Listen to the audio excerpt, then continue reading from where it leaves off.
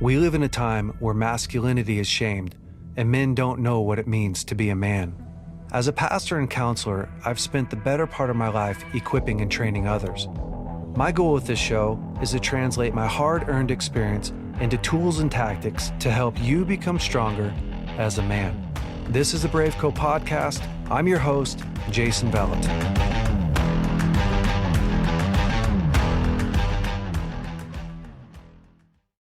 Well, BraveCo man, this week my guest is Tim Khadzhi. Did I say your name right? That's correct. Yes. Yes. Awesome. And yeah, I'm really excited to do this podcast with you. Thanks, man. I think it's going to be probably a little bit different than some of the ones that we've done in the past. You guys own and operate JK Boots. Yes. Which is a really cool boot company. And I'm going to have you talk about it quite a bit. And we're going to get into like how to make boots and all that stuff. But I am a boot guy. So I love boots. Good. I fought fire a long time ago. So actually in 2000, gosh, I always have to do the math. 2001 and 2002, I was on a wildland firefighting crew that it wasn't the Forest Service. So there's a company called Firestorm that is a privately owned company out of Chico. Contractors, yeah. Yeah.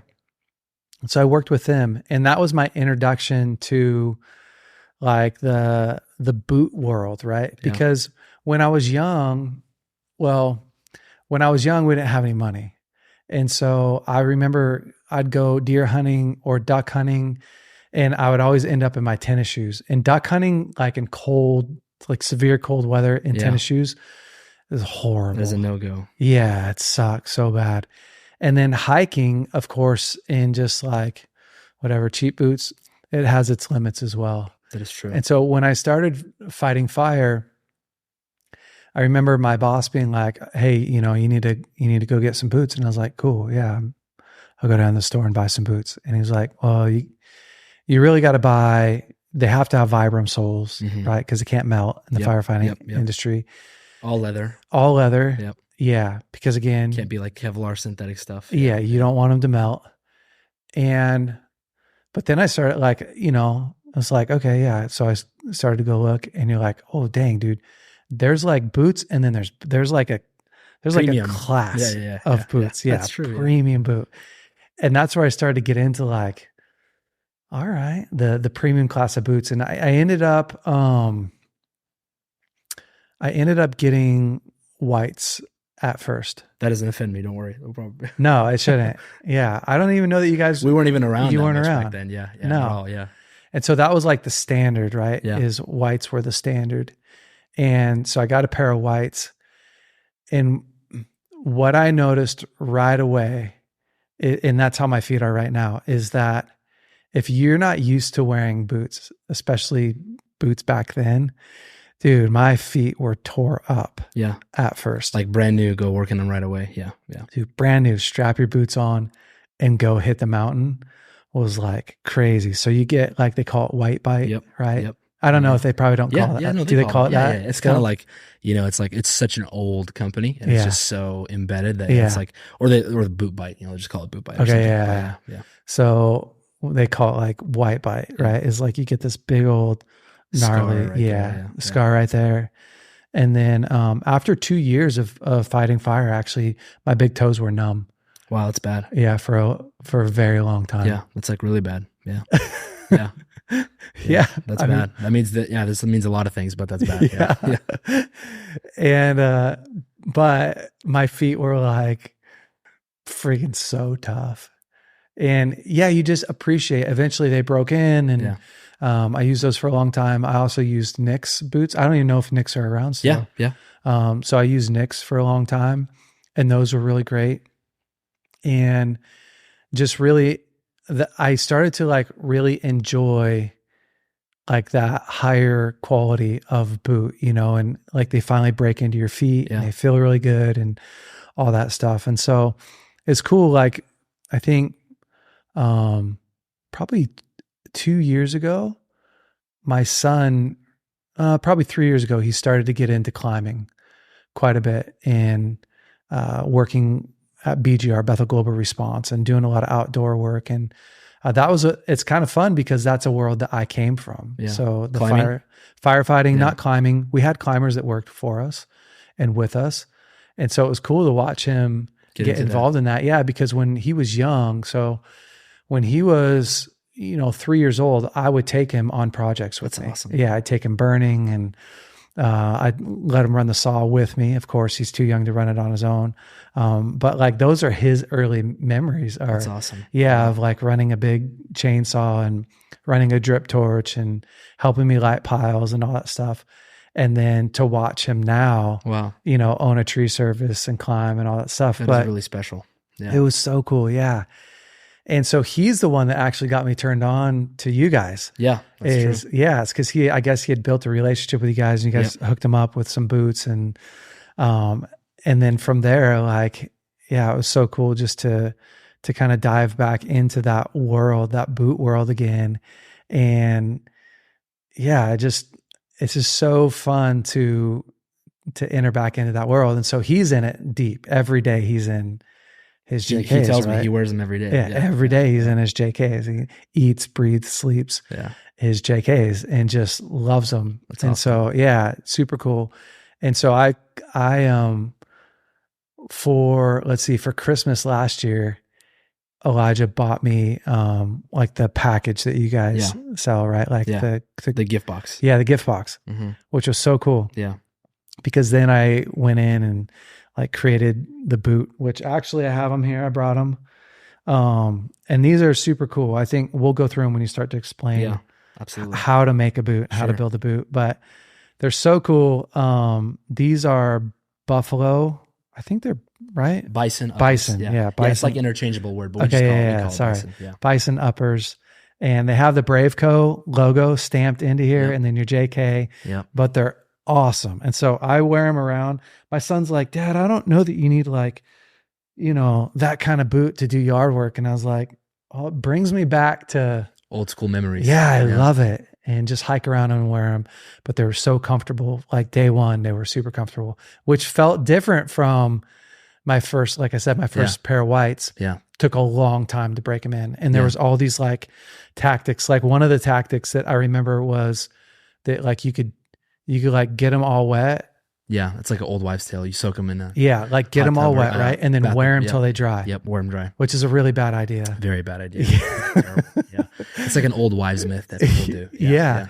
But they did it a lot. And so anyways, it's just so cool to get reacquainted with your guys' company, because not only are you guys like the highest level of handcrafted boots, but you're also really strong believers. Yeah. And your guys' story is super cool. Thank you. And so, man, just having you on, this is a long introduction, but having you on the podcast is such an honor. And I love when a company does such high quality work and have such good values and morals. Wow. And it's just so fun to be a part of that and interact with that. And so we wanted to bring you on here today. Thank you. Like let the men, the BraveCo men, just kind of dive into like your guys' story and yeah. So tell me a little bit about JK Boots. Like how did you guys become what you are today? Yeah.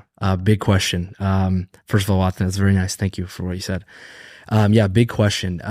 So the beginning is really my dad. So our dad is the fountain of everything. He's the foundation for everything. So JK is actually his initials. So John Khadzhi. Yeah. And my dad is just the greatest man I've ever met in my life. Just, everything that you could, he's a man's man, and just amazing person. Love him so much. Very close. He's probably if not the closest people to me in my life. And wow. So, he was just a great man. He grew up in southeastern Ukraine. So he was born in a village in southeastern Ukraine. There's like a bit of history there. So by heritage, he's actually Bulgarian. Wow. That nationality. And so what happened is like way long ago, like maybe 200 years ago, when there was like the Ottoman Empire, they invaded that country and all these people just kind of refugees fled and ended up settling in this area in the southeastern Ukraine. And that's kind of the little bit of history there. So he grew up in a town that spoke full Bulgarian culture, no like everything, way. Like A to Z, in the country of Ukraine, which is located in the Soviet Union. So like a lot of, Slavic mixing going on here. And anyways, grew up in that town. When he went to school, he didn't speak Russian. He learned Russian in school because that was the language for the Soviet Union at the time, right? So he was born in 1967. So grew up, bilingual Bulgarian culture in the country of Ukraine, speaking Russian, Soviet Union, communistic, socialistic society, all these things. And, if he was here, he would say the same thing. The idea or dream that he could be in America one day was like so out of, I could just, imagine. not even, it's not a pipe dream isn't even a term that's good enough for that. It's so far away.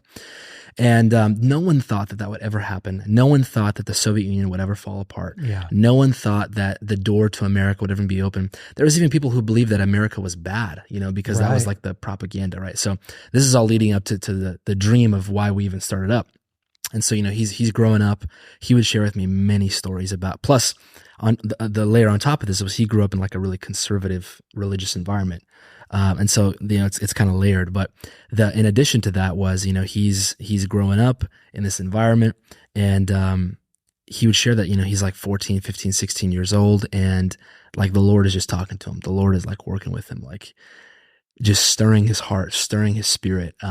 He starts like praying in tongues at a young age, like starts like seeking after the Lord. How did he get just on his own, No way. Yeah, there's a cool kind of thing where, this is almost sounds like a movie or something, but so he was like, so in the Soviet Union, the way that it would work, I don't know what the English word for it is, but in Russian, the word is kolkhoz. It's like the communal thing that everyone work, like, so like in the town, there's enough sheep for the town and like vineyards and chickens and things, and all this town people go and work there. And that's like where you get your food from. That's like a socialistic design. It's bad because it's never enough and it sucks, and and the pay is low. But anyways, that was like the idea. It never works. Socialism never works. Side thing. But anyways, his responsibility when he was like 15, 16, 17 was he was like a shepherd.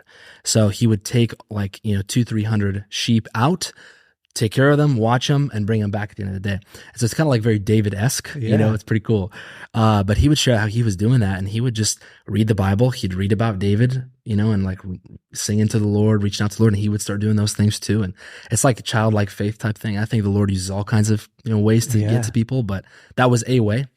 And, he was like, preaching in church and all this stuff, and at a young age, and, growing up, getting older, and even at like 15, that age range, he started doing tanning leather.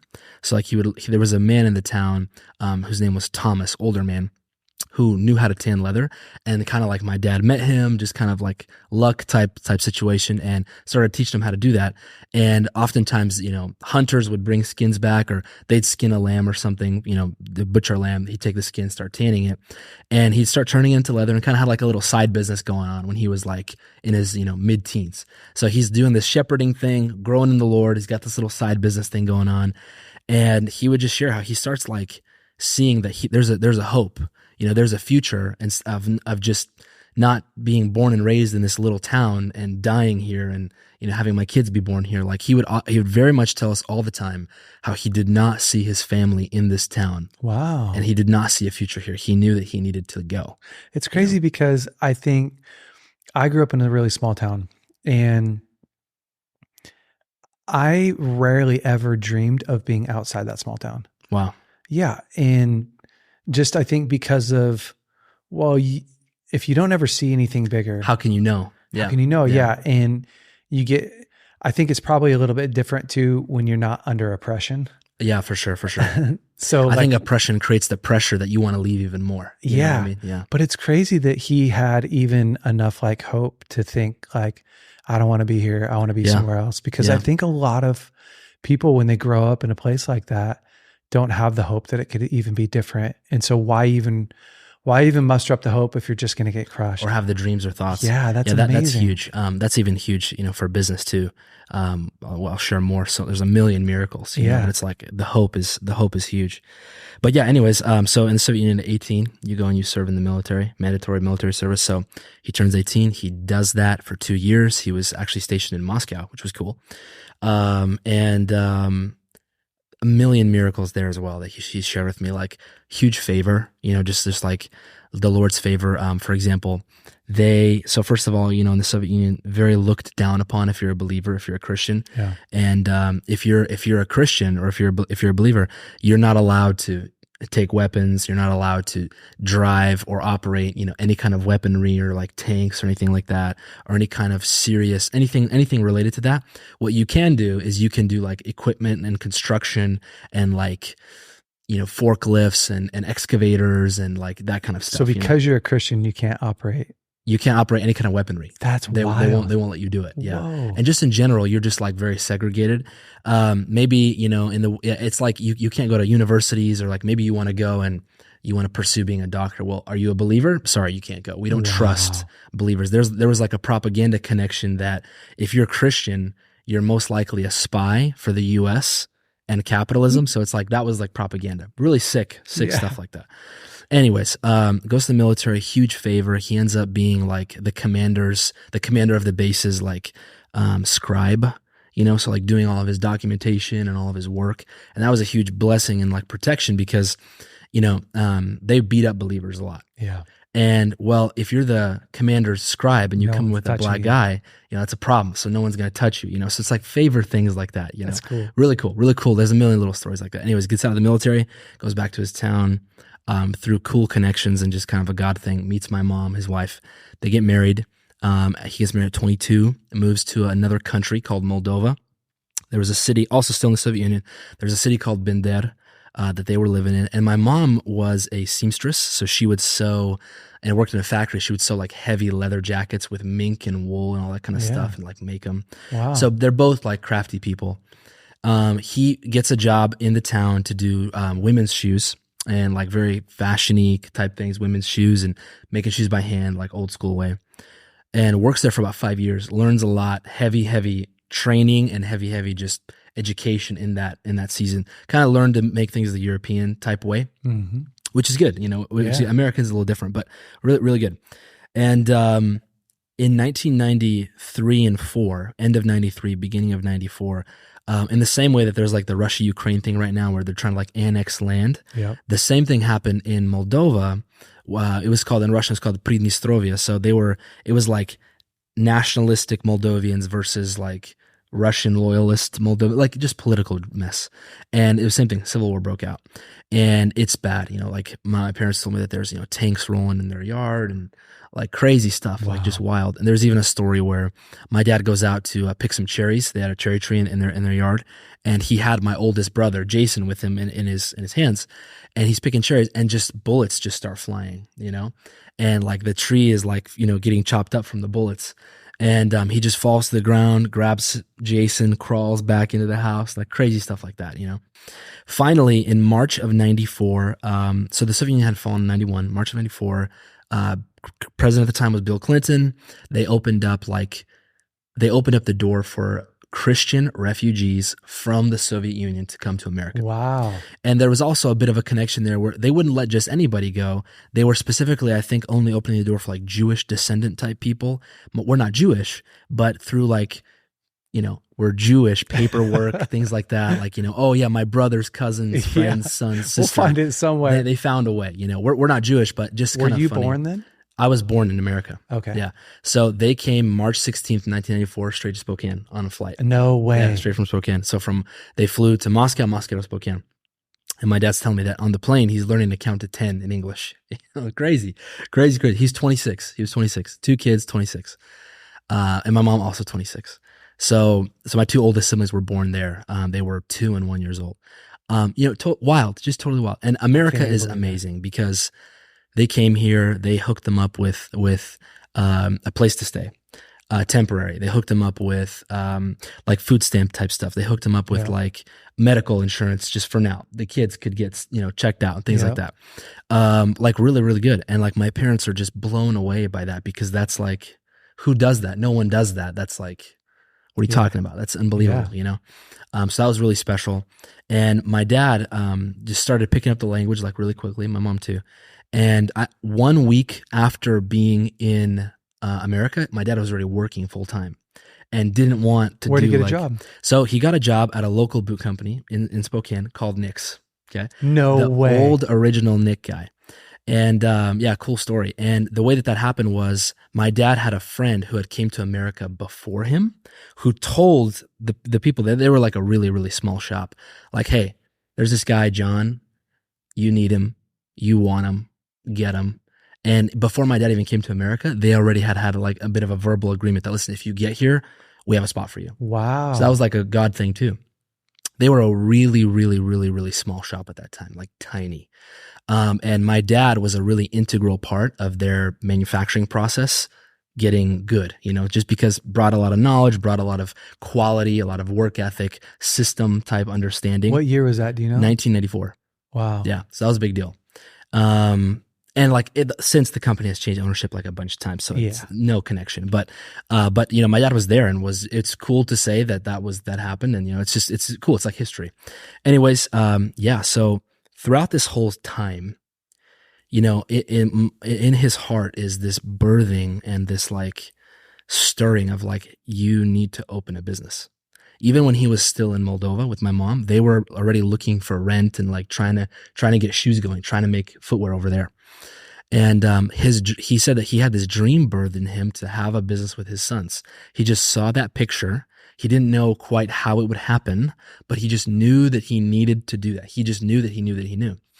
And so, obviously coming to America is like really hard. You restart, you don't know anything. You don't know the language. You don't know the culture. You don't know the laws. I couldn't even imagine. It's like zero, And so, just over time, over a million miracles, and over time, and a lot of different seasons, and also in his own personal growth as a man, in business understanding, spiritually, you talk about growing up in a community where they teach stuff like, you can't pray in tongues. The Holy Spirit's not active anymore. Yeah.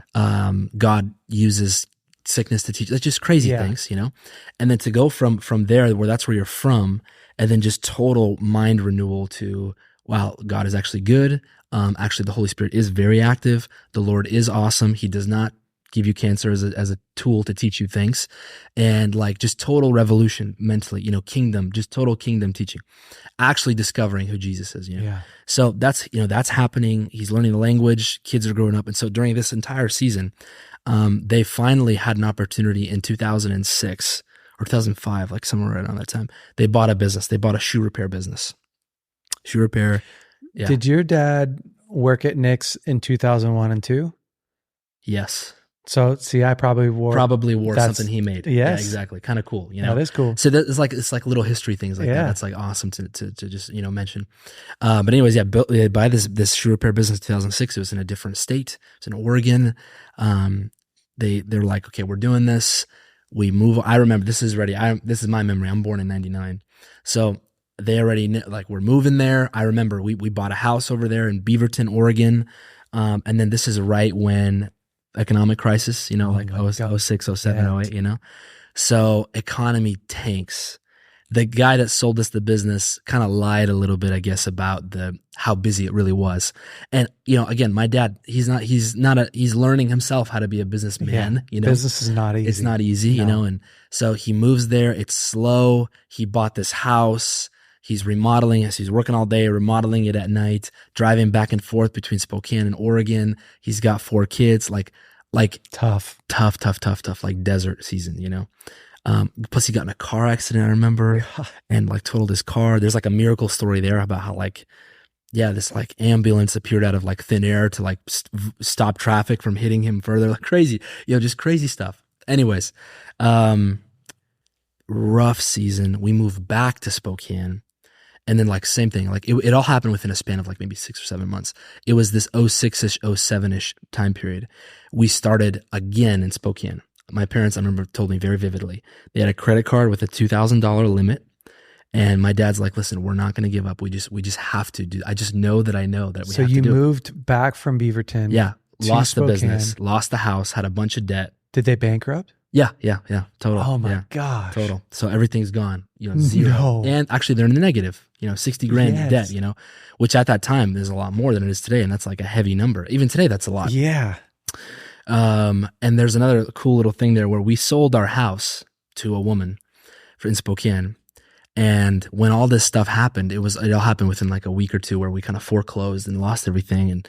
And we called her and we're like, hey, like, can you not move in and like give it back, our house, because of this situation? We're just like, I remember the conversation where it was like, that's crazy. And like, we shouldn't do that, but why don't we just ask? Because you never know. And maybe something else is going on, that we don't know. And she said yes. And she gave it back to us. What? And we took it back over, like the mortgage and everything, because it was like a super low mortgage, and actually worked out good for her. There was some kind of situation that came up for her. Wow. So it all kind of panned out. That was like a miracle. We moved in, no furniture. Me and my brother Will, we slept on air mattresses for like 3 years. Of course you remember that. Of course I remember that. Gosh, that's wild. Just like a million things like that. So like, in the negative, rock bottom. And we started this business, and the business is, my mother is doing seamstress tailoring work and my dad's doing shoe repair. And so did he keep that business that he kept all the equipment and the tools and all that stuff, but we moved it out of there. Because it was just dying and dead. And that it was in Hillsboro, Oregon, and it was just dying and dead. It was called, or Highland Hills something. I think it was called Highland Hills Shoe Repair. And it was this Korean guy that sold it to him, whatever. And so just like that. And hard, rough, difficult. So I was, 6 or 7 years old, first, second, third grade, did not grow up with money at all, so I relate to you when you talk about that. Like, well, you guys are on a totally different level, bro, than probably I don't know, I don't know. Like, it's just, I don't have anything to compare to it. That's just what it was. But I had an amazing childhood. I don't want to make it sound like I had a bad child. Great child. My parents are incredible people, and I have great siblings. So as a kid, this meat has no reference. This has no value for you. You're just a kid. You're just in it, anyway, start the business, and man, it's just like, again, there's just a million miracles. It's just the Lord. I don't want to make it sound at all like we're some kind of, there's a lot of work ethic, and I do take credit for, and my dad takes credit, my brother takes credit for a lot of things, because we did the work, but ultimately it was just the Lord. One thing after another, it was hard, but you just keep going. You just put your head down, you just keep going, you just keep going, you just keep going. And like, first year goes by, it's like, Second year goes by, oh, okay, it's like a little bit better, Third year goes by, okay, we're making money. It's like, is he making boots, or is he just doing shoe repair? Okay. He'll make like a pair or two. Yeah. But just mostly shoe repair, because you're not thinking right now about enterprise brand business. You're thinking about, how do I just generate income? And I think my mom shared a story where there was, so she was like, how mom and pop shops are, you're the accountant, you're the bookkeeper, you're the everything. And she's sharing a story how she was like, jotting down her finances, and she's like, oh wow, like, we have a couple extra $100. Like, okay, like, all right, like, we're feeling it. Like, we're starting to feel it. Like, okay, we can pay for this. We can pay for this. We can pay for this. Like, and that was like big. That was like, wow, like, we're starting to kind of turn around. I think within maybe 3 or 4 years of the crash, we had paid off that $60,000. Wow. So I was like really quick, And then I remember also getting older. It's 2009, 2010, 2011. We're getting busier and busier and busier and busier. I'm the youngest. I have an older brother, Will, and then 2 more siblings. The oldest 2 were older, and so they went to college and stuff and kind of had their own careers. Will and I were closer in age and younger, and also really close to each other. And I just did everything that Will did. I just copied everything that Will did. And Will, at like 13, 14, 15, he's also probably the second greatest man I've ever met in my life. Wow. Tied up with my dad. Just what a guy. Like, same thing, like a man's man, David type heart for the Lord. He starts like going to the shop after school every day. Doesn't know anything about anything. Makes a website. A 14-year-old kid, with a laptop makes a website, YouTubing it, whatever, however he can. He's just trying to figure it out. And he starts doing that. And in 2013, 14-ish, we kind of started making boots a little bit more seriously. What does that mean? We buy some equipment, we buy some of this, we buy some merchants, some lasts, some tools, some stitchers.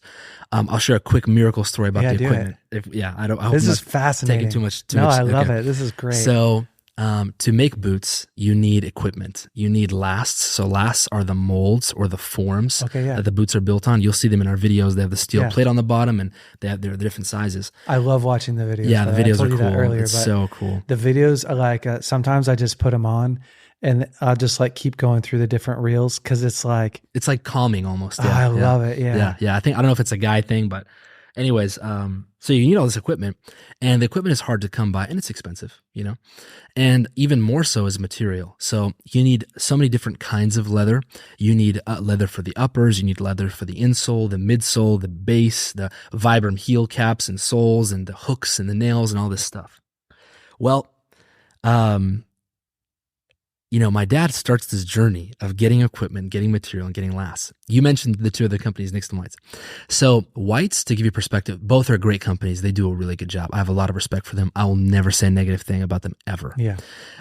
They honestly, we all build a great boot. Like Spokane is cool for that part. Yeah, it is cool. But so to give perspective, Whites is like maybe 100 and something years old, maybe like 150 years old, and they have like 150, 200 employees. They're large. They do a lot. They've been around for a really long time, and kudos to that. Like the name is very strong. Nix is like, I think 1964. So, maybe so whatever that is, 70, 80 years. Same thing. Been around a long time. Smaller than Whites, probably a third of the size. But they're still a big player, and we don't exist yet on the map really at this time. So it's just those two. Yeah. Well, my dad is starting to kind of get equipment and starts calling around. And there was a particular individual who worked at Nix who just, kind of like a Heyman type individual, just didn't want to see success, and starts calling around to the suppliers that he knows that my dad is going to try to call, and says, hey, don't sell to this guy. He's not good, doesn't have money. He's not going to pay you. Wow. Like if you sell to him, like we're not going to buy from you anymore, type thing. Just nasty, not good, not honorable, not a good decision. I don't know where this individual, this individual is no relation to the current company now. This was 20 years ago. And so my dad starts calling around, and he's like, man, like everyone's denying me. Like, I don't know what is going on. Like, this is bad, and everyone's kind of being weird and kind of saying no, but not really, but saying no. And, it's like not getting breakthrough anywhere. And my dad shared with me that this one moment happened where he just went into the back corner, and, in Russian, there's a word redal. In English, that word would be like cry out, but on a heavier level. Like, remember the story where David comes back with his men and the town is destroyed, and it says that he went and like cried out to the Lord, like that level. And he's like, God, like, I don't know what to do. I've gone through all of this stuff already. Like, what do I do? And during this period of time, the owner of White's was a guy named Gary, very good man, utmost respect for him. He was really trying to get my dad to like work for him. Just because that's what you do when you find great workers and great men. I do that now. Yeah. And he was, really trying to do that. And they had a good relationship, very respectful, very kind man, good person. And there was a couple of instances where Gary had like called my dad, like just to kind of talk about it. And my dad was sure that they would have a good conversation, but it would ultimately end respectffully, where my dad said, hey, I don't want to do this because I have this dream. And so he would always kind of like shut Gary down a little bit. Well, one time, right during this season when my dad's trying to get material, Gary calls my dad in again to offer him a job. He's like, hey, listen, write down on a piece of paper what you want to make, and we'll pay you that because that's what we believe you're worth. We want you, And my dad again denies him. And then Gary's like, okay, well, what can I do for you? You have this dream, you have this business that you want to do. Like, how can I help you? If you're going to say no to me, at least, what can I do for you? And my dad shares with him that, hey man, he's just having a hard time getting material. Like, I just don't know what's going on. No one wants to sell me anything. And Gary is like, okay, let me think about it. I don't know. We'll think, And long story short, they have communication again and again. This is like 20 years ago. And long story short, this man has a God encounter, where the Lord clearly tells him, you need to help John and you need to bless him and just figure out how to just give him an open door so he can do what he needs to do. That's like a big deal, and what that man ends up doing is calling the suppliers and saying, hey, if you don't sell to John, we're not going to buy from you. No way. And White's is even a larger name, a greater name, a more recognizable name. And so that was just a really cool miracle breakthrough. And, we credit and I say that story in pride because like great man, honorable man, did an honorable thing. And that was like amazing. And that was a God thing. And that's a, cool moment that they had. And that was how we kind of got the access to material and equipment and stuff. So again, it's like a God thing. Fast forward, Will gets involved, like I mentioned earlier, starts helping out. They start making a little bit here and there. A guy comes in here, a guy comes in there, like small, old men, whatever, very, very small. A pair here, 2 pairs a month here. Oh my gosh, we sold 3 pairs this month. Unbelievable, crazy. Yeah. That's wild, because, at the time you're selling a pair for $400. Yeah. You could sell 3 pairs in a month. That's $1,200. Making wow. some money. That's making some money, in 2016, I was 15, 16 years old. I started doing the same thing that Will did, coming after school. We started our website a little bit more seriously at that time, our social media a little bit more seriously at that time. And then we started traveling around to like fairs and shows and academies and logging conferences, and Sierra Cascade here in Redding was Did one of you them. have did you have a firefighting boot then, or like a logging, That's what we started with. So our first boot we ever started making was our fire boot / logging boot, which we call our Fire Inlander and Super Duty now. So that was like the benchmark, like that's the OG boot, And during this entire season of me, Will and I, we're also learning how to make the product. We're making the product. We're doing the fitting and customer service. We're doing the shipping. We're doing the whatever, you are the business, man. everything, every A to Z, everything, material, inventory, all these things, which at the time was a drop in the bucket. It was nothing. It was so small, But, throughout this entire season, it's like awesome and cool. And you're with your dad, you're with your mom, it's so much honor, love. We really were baptized in fire together. Mm-hmm. And this is just a testament to the greatness of my father, that just what a man that if he completely sacrificed everything that he was and is, his body, his heart, his time, his energy, his effort, his whole life to us. Wow. Completely. I don't ever remember my dad saying like, okay, I'm going to go fishing with my friends. Wow. Or like, I'm going to go, hey, I got to go be in the garage alone or something. He was always with us. Not that he didn't have friends. Of course, my parents are very social, great people.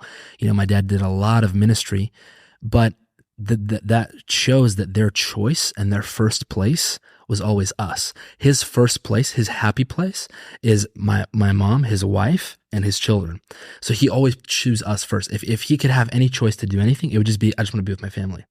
So that was his heart. That was the kind of man that he was. So for me, being around my dad 24/7 was normal and awesome and good. I didn't know what it was like to not be around my dad or my dad be around me. I didn't know what it was like to not have a father figure. So that's very special. And I thank God for incredible. That. No, not a lot of people can say that. So that's really, really cool.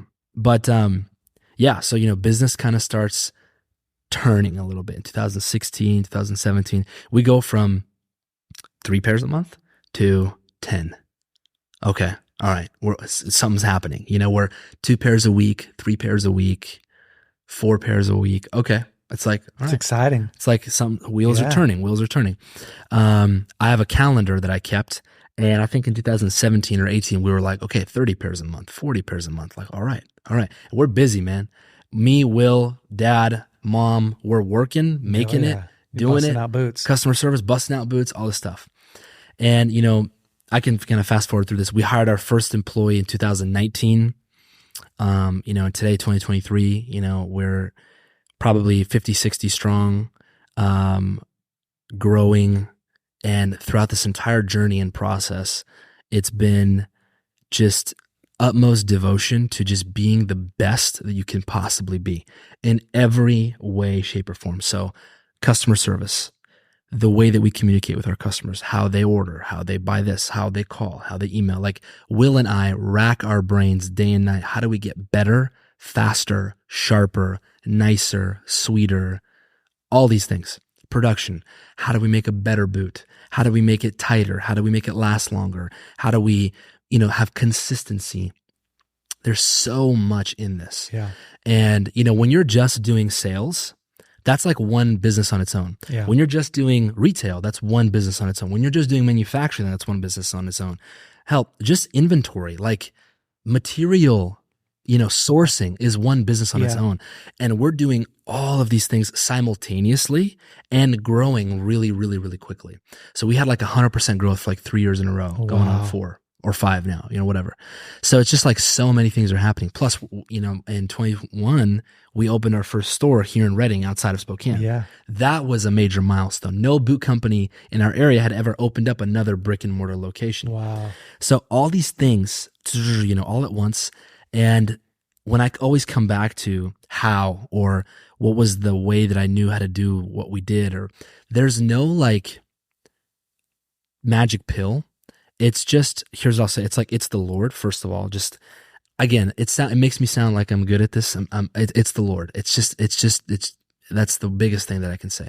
The second thing that I can say is each other. Yeah. So Dad, Will, myself, just tight together, completely sacrificial on every avenue. No questions asked. No one's counting time. No one's getting paid either. I didn't get paid. Totally, for a long time. For a long time, Yeah. Will didn't get paid. We just had a pot together that we all scooped from, and the business always came first. So that was like that for a long time, and just unrelenting hope, drive. You just go, and really, really heavy humility. I'm very crushed inside in a good way. Meaning that I'm so willing and prepared to change on a moment's notice for something that's better, smarter, faster, or sharper. At least I like to think, I have zero pride that, I know the way it's supposed to be done. I actually don't know anything. And I'm learning and applying everything that I learned to my business to make it better. I believe that the greatest men, and from Henry Ford and John Rockefeller to Elon Musk and Jeff Bezos, are the most humble men ever, because you have to be in order to grow something from a baby to a giant. Because if you think you know it, you don't. And if you're stuck on, well, that's not the way it's supposed to be done. Well, you actually don't know the way it's supposed to be done. So figure it out and then just do it. Yeah. So like that little mentality was really heavy for me. I remember, even like with the way that we would do marketing when I was like younger, like 17, like I would think that I knew how to do it and I would like be firm on something. And then I'd see somebody else do something and it worked. I'm like, I would not do that thing, but why wouldn't I do that thing? Well, I'm wrong. I need to change. Customer service, same thing. Yeah. We had this season where, dude, like, people are people. 99% of our customers are amazing and great men and women. And like, I love them and I would have a beer with any one of them. Always you get your 1%ers. And I just remember, it's like, there's like, when you're making the product yourself and it's you, your dad, and your brother in a shop, and there's someone who's rude and like it's tough, wants a refund or something because they thought that the stitch was, 2 centimeters uneven or something. It's like annoying and frustrating, And I remember I used to kind of fight that. But, that was a growth phase for me as well. When you realize that, customer service is customer service. And just it's a simple rule, do anything you need to do to make people happy. And when you just do that, everything kind of works itself out. Yeah, you'll have people that you just can't make happy no matter what. And that's okay. I think every business has that, but that doesn't matter. You just make people that you can make them happy and serve them to the utmost of your ability in any way, shape, or form that you can. So like when I adopted that, it was easier and just grew mentally and, all those things. And we went from, again, the 4 of us in a 1,800 square foot shop to now we have, about 50, 60 people and our building is about 100,000 square feet. Wow. And, I have an entire customer service department now with men that are better at customer service than me. Like, wow. That is so like, cool. That's God. Like, that's the Lord bringing people to me. Like, that's amazing. And I just so willing to receive them and work with them. Production, same story. Shipping, same story. Media, same story. HR, same story. And so, just like, I say all these things because it just comes back to a dream that a kid had, in a rundown, beat down village, and like what the Lord can do and what can happen when you just have unrelenting hope. It's going to be really hard at times and you want to quit. I wanted to quit many times, but when you have, and I can't imagine how people do it who are alone. I know. That's even harder. Yeah. Terrible. I had my brother and my dad, and we're still by no means where we want to be. We're still going we want to go a lot further. But that's kind of the story of how we got started up. Gosh, dude, it's so That was a lot. I know. Yeah, Sorry. no, I love it. I do think that it's just so incredible what will happen if you set your mind to something with excellence. It's like it's the story about Solomon, right? Like Solomon does stuff with such excellence that kings and queens are coming from all these different places because they want to see how he does it. The way the waiters are dressed. Yeah, everything. And to me, that's like the big difference, right? Like if your goal isn't the bottom line, but your goal is excellence. Yeah. And you can do that with humility and come to a place where you're willing and ready to learn, like the sky's the limit. Yeah. And it's so cool to watch what God did with a young boy and give him the skill set. And then him just continuing to pursue that dream beyond like complete breakdown, beyond the, there's all the different trials that you go through, man. That is such an inspiring story. So we're believers, and I mean,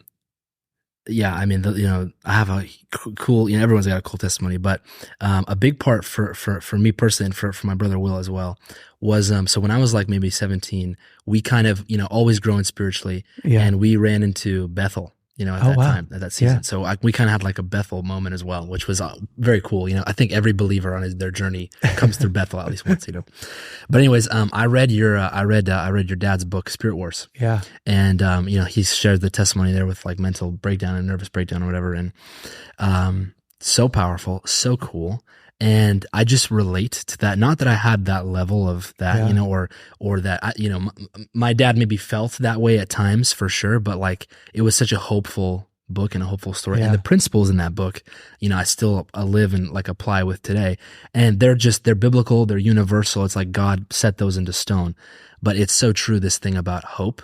Lord has given us not a spirit of fear, but of power, love, and a sound mind. Yes. And like, you have to run with that.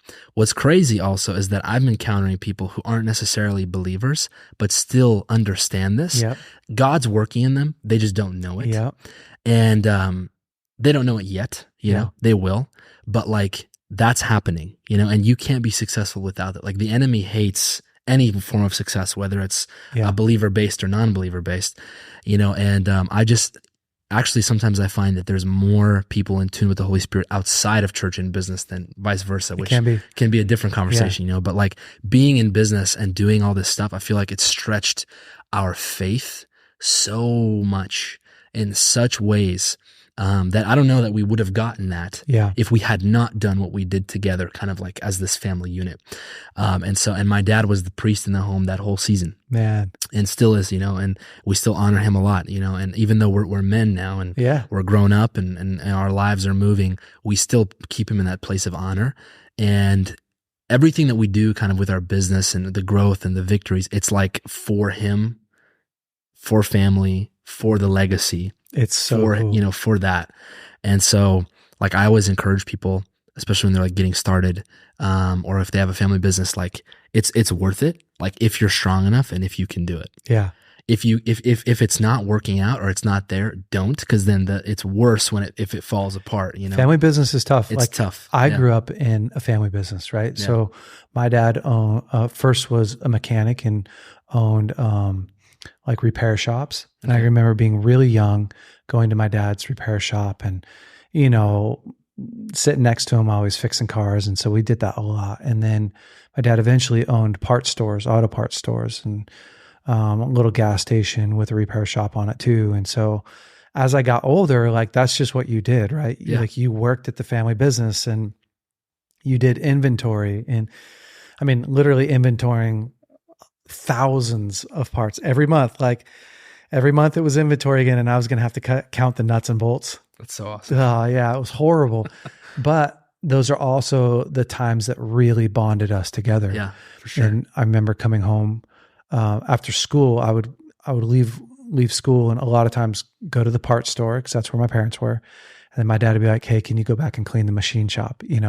It's dust, brake dust, and just all this nasty grease. But that's where my dad taught me how to work.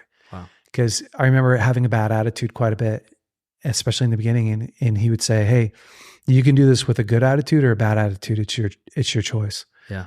And he would tell me like,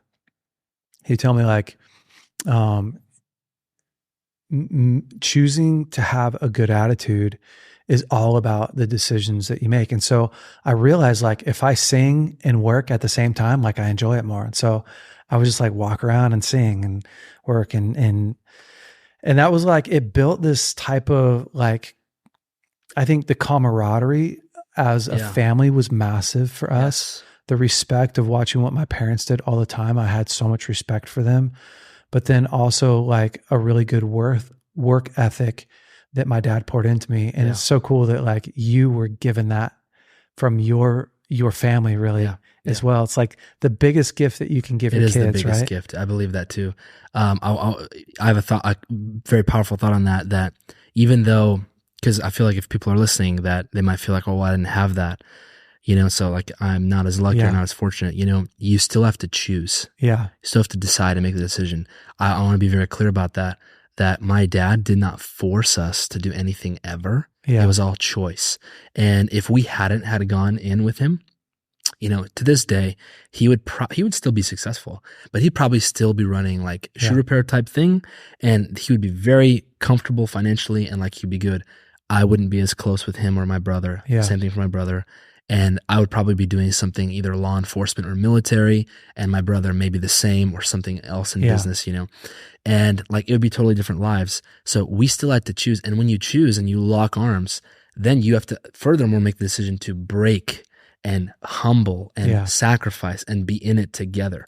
So it's not like it's handed on a silver platter. The door is open. So I had a door opened, but I had to go through that door. And I just want to encourage people that are listening too, that like the Lord opens various doors in different ways for different people. So he can still bring you to the same and greater measures of fruit, but just through a different journey or a different shaped door. My particular door just happened to be this way. It's so cool, man. I love it. I want to get down into the nitty gritty of how to build a boot. Okay. Because I just think it's so fascinating. And I think a lot of guys have probably never seen a boot be built. And so, if you can just kind of talk us through.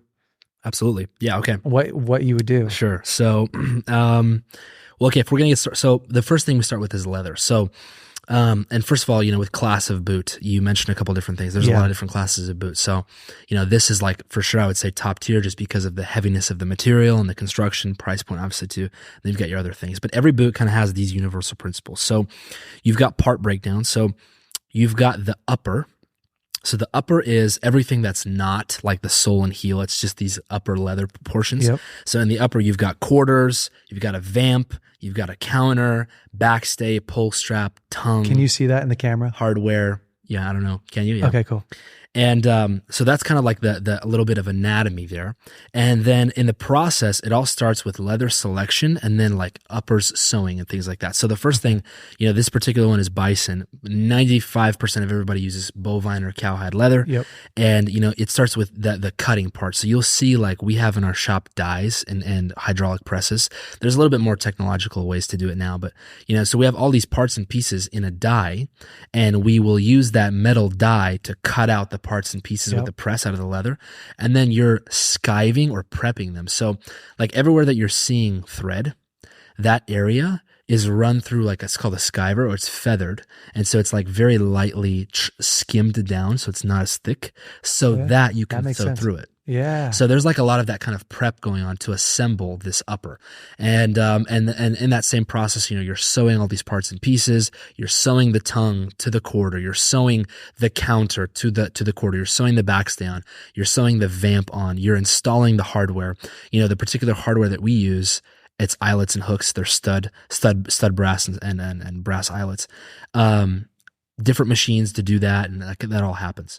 And when you've got that upper done, so it's like all the sewing and cutting, then in our factory, maybe other factories have a bit of a different process for a different type of construction. Our construction is called stitch down, and with stitch down, what that means is you're taking the vamp, this portion of the vamp, and you're filleting it out.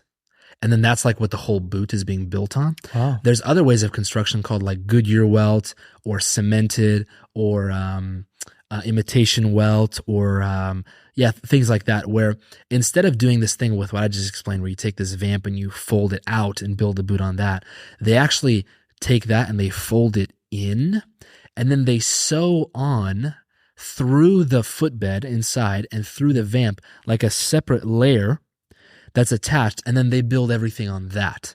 The midsole and the outsole, all that kind of stuff. So we do it a certain way because we're doing stitch down. So because of the stitch down, after we have the sewn upper, we'll take the upper and then we go and last it. So what that means is when you have that, like you'll see in our videos, it kind of looks like a boot. It's just leather, it's like the form of a boot, and you soak it in hot water, and then you wrap it around that hard plastic mold with the steel bottom. And so that part is pretty meticulous because you're doing it by hand. There is machinery for it, but we do it by hand. And the boot is lasted and it's wrapped around that mold and like tightened up. And so, that process takes about a day or two because of the dry time, because it's wet.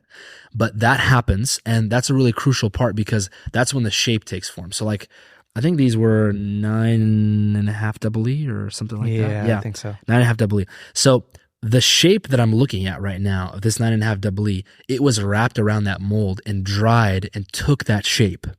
And so that allowed us to keep moving with it after that. So that's like a really important part. And these were lasted really well. I see that, the eyelets are center, the backstay is center. Like that's good. That's like a good job. Whoever made these did a good job. And then after that, we'll do what I talked about. We open this up, we attach that midsole, we attach that outsole, we stitch the boot through with 2 rows. That's a really big deal. And then different models kind of have different things. So like your particular model has a heel on there, so we'll attach that heel. Some of them have a unit sole, and we attach that unit sole. But our departments, we have so it goes from uppers, so cutting, sewing, lasting, bottoming, heels, and finishing. So we have 6 departments that a pair of boots will run through. And the way that we operate is like not a assembly line style, but more of a team to team style. So the particular department will have X amount that they work on for that day. They're focused on that for that full day. That's what they're masters at that process. And then they pass it on to the next department. So it's like you have a guy who's trained, who's like, let's say someone's a laster. They're trained at lasting and they're really, really good at it. So they're perfecting that part. He's not going to do all 6 actions on one boot in a day. He's going to do one action on 6 pairs that over day, and over again. So like he becomes really, really good at that thing. And then there's variation with different leathers and things like that. But that's kind of like that short process. So that's kind of like the, condensed version, but pretty much all footwear follows a level of that. And then you have kind of a few differences with styles of construction, but it depends on so many different things, from the thickness of the leather, the type of boot you're making, work, dress, all that kind of stuff. Dude, it's so cool. Yeah. I mean, you guys put so much effort and energy into all the different steps and stages of the boots. And I just want to encourage guys, like you guys on your website, JK Boots. Yeah. You guys have a bunch of different styles. Like what's your everyday wear boot that you wear? So I'm actually wearing a pair of these 300s. So these are pretty cool because they're kind of a little more lightweight. Not everybody's a firefighter, or something like that, or like a, oil driller or whatever. So these are good. Our like most common stuff, you'll see it's like the Super Duty, the OT, which is what you have, the Forefront. Those are like the really, really common ones because they're super heavy duty for construction and alignment and all this stuff. And then the 300 is kind of a little bit more lightweight. Yeah. So it's cool, man. I just love what you guys are doing and your story about your father and doing this as a family. Thank you. And everyone pitching in together and like putting their full effort and building this business that's successful is like, man, it's so inspiring. Thank you, man. I really appreciate that. Yeah. So if you guys are interested in picking up a pair of boots, definitely get the JK Boots. They're amazing. Go to the website. The customer service is awesome. The different, I decided to go with the Buffalo or Bison. Yeah, with the Bison and the rough out, on the lower, which is so cool. Yeah, on the lowers. But there's just a bunch of different configurations and stuff that everyone can check out. So, man, Tim, thank you so much for coming on to the podcast and just, pouring your heart out and sharing with us like the legacy that you guys are carrying on with your dad is like so inspiring. There's so many men here that are building that with their sons and their daughters, they're building that with their family. And so to watch a family like yours that is so strong and come from this crazy story is just really inspiring. Thank you. So thank you so much for coming on absolutely. today. Yeah, it was awesome. Thank you. It means a lot. BraveCo men, go to JK Boots. If you're looking for a new pair of boots, go to JK Boots, check them out. Otherwise, have an incredible week. Be brave. We will see you next week. Hey guys, thanks so much for listening to the BraveCo podcast. If you like this podcast, would you please rate it, review it, leave us a great comment. And if you like this episode in particular, share it with your friends and family. That helps us to spread the word. Guys, stay brave. We'll see you next week.